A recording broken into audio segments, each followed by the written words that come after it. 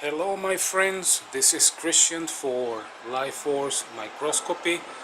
Today we are going to talk about lettuce. Yes, lettuce.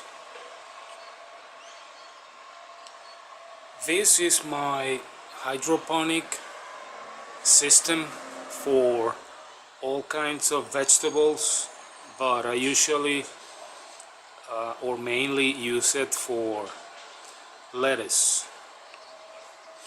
As you can see, this hydroponic system is very productive.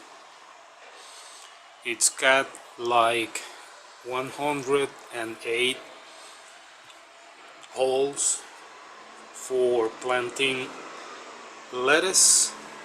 Of course, I'm only using not all of them, mostly what I need for a few weeks, I guess. They look very healthy.